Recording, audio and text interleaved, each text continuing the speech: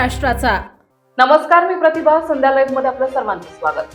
Kadepathar rural medical and research foundation Jejuri आणि Indu English school कोळविहिरे यांच्या संयुक्त विद्यमाने महाराष्ट्र राज्याचे माजी उपमुख्यमंत्री स्वर्गीय अजितदादा पवार यांच्या जयंतीनिमित्त आयोजित तालुकास्तरीय वक्तृत्व स्पर्धेत जेजुरी जिजामाता विद्यालयाची सई शरद राणे हिने प्रथम क्रमांक पटकावला आहे।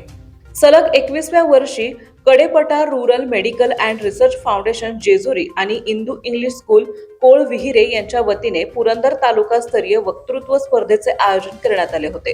कार्यक्रमाचे उद्घाटन पुरंदर तालुका राष्ट्रवादी काँग्रेसचे अध्यक्ष माणिकराव झेंडे पाटील यांच्या हस्ते झाले। कार्यक्रमाच्या अध्यक्षस्थानी इंदू स्कूलचे संस्थापक अध्यक्ष डॉक्टर रामदास कुटे, श्रीमती इंदुमती कुटे, श्री मार्तंड देवस्थानचे माजी विश्वस्त नितीन राऊत, संस्थेचे सचिव डॉक्टर मोनाली कुटे, प्राचार्य पुरुषोत्तम रोटे उपस्थित होते।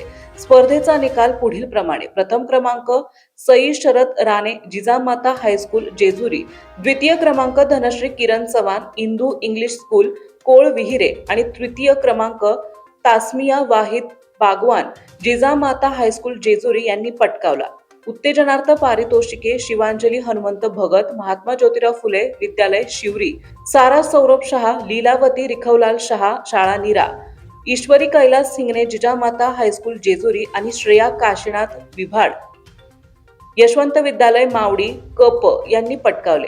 स्पर्धेचे परीक्षक म्हणून संजय जाधव, अमोल पोमने, शीतल जगताप, सरला कुंजीर, सागर चव्हाण यांनी केले। शालेय विद्यार्थ्यांना व्यासपीठ, धैर्य निर्माण व्हावे यासाठी सलग 21 वर्ष या स्पर्धेचे आयोजन करण्यात येते। विद्यार्थ्यांच्या प्रभावी वक्तृत्वामुळे सामाजिक, शैक्षणिक आणि राष्ट्रीय विषयांवरील परिपक्व विचारांना प्रभावी व्यासपीठ मिळेल, असे डॉक्टर रामदास कुटे यांनी सांगितले। स्पर्धेचे सूत्रसंचालन सारिका जाधव तर अमोल पोमने यांनी आभार मानले।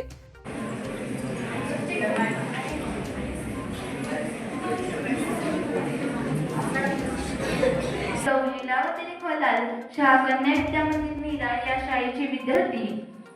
माय मराठी ही केवळ भाषा नसून ती आपला श्वास आहे, आपली संस्कृती आहे आणि आपल्या संस्कारांचा प्रवाह आहे।